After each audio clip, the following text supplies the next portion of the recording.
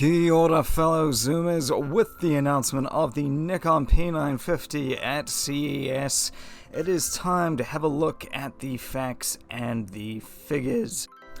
This is Superzoom's 4 pros, 3 cons, and one thing you probably need to make a note of for the Nikon Coolpix P950. So, fortunately for this list, I can say that the pros far outweigh the cons. In fact, the cons are probably more nitpicky. So let's just launch straight into the pros. So number one is the price. Now, if you can remember back when the P1000 was announced, it was close to $1,000 USD. Now that price has come down a lot, but at $796, which is still about $200 more than the P900, this is a pretty good deal.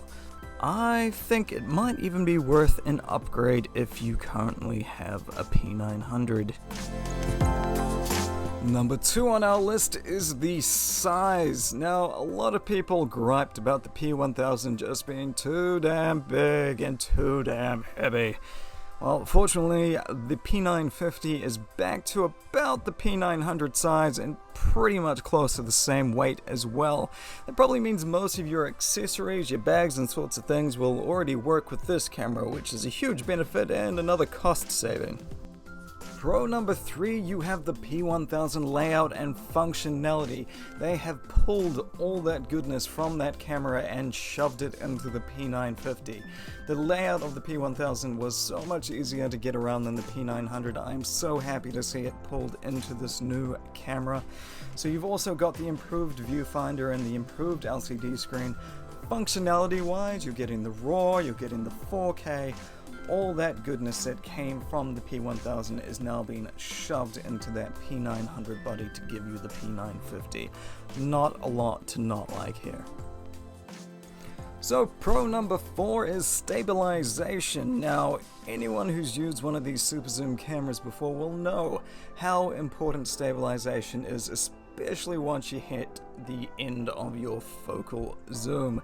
So this is one of the only places this camera improves over the P1000, moving from 5 stops to 5.5 stops. Now, I don't know how practically better that's going to be, but we will find out very, very soon.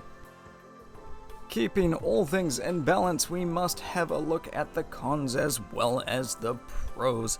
Now, like I said, there's not a lot here to not like about this camera, but still we should have a quick look at the 3 biggest cons when it comes to the Nikon P950.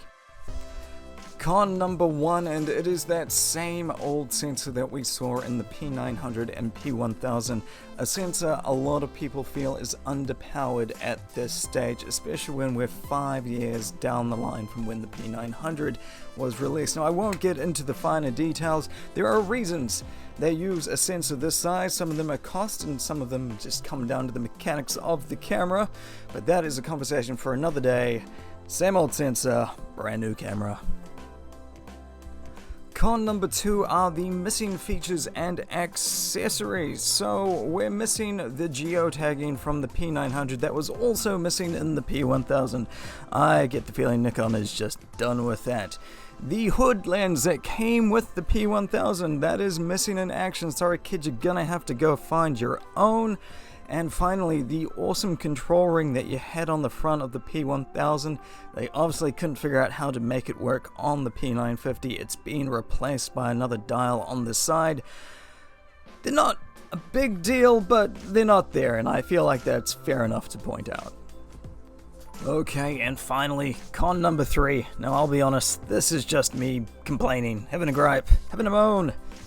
There's nothing really new or innovative here. They have literally just crammed all the fancy cool stuff from the P1000 that everyone loved into the P900 body. I don't know what that really says. It just doesn't feel quite right to me. It kind of feels like a little bit of a cash grab. But that might just be me. What do you think? Leave a comment below on why you think we're seeing a P950 and not a P1100 or something like that. Okay, we are done with the pros and cons, but I did just have one more thing to note, and I kinda couldn't decide where it's set, so I'll leave it up to you. And that one thing to note is the battery life. Now, we get roughly 290 shots on the new P950, so that's 70 less than the P900, but 40 more than the P1000. Depending on which way you look at it, it's a pro and a con. If you're looking for volume and you use a P900, you might be a little bit disappointed, but if you were looking for something a little smaller and you like the P1000, then hey, you get like 40 more shots out of it. The other benefit is it uses the exact same battery as the P1000, so if you own that camera and you're planning on getting this one, you can technically have two batteries for the price of one. Yay. So that is all for Superzoom's pros, cons, and one thing you need to note about the P950, which will be out at the start of February 2020. I have to say 2020 because if you're watching this later on, it might just get confusing. Make sure you hit that subscribe button. We will be talking more about our thoughts on the P950 in our upcoming podcast, that and several other cameras. For now, if you do think I've missed anything off this list, please leave a comment below.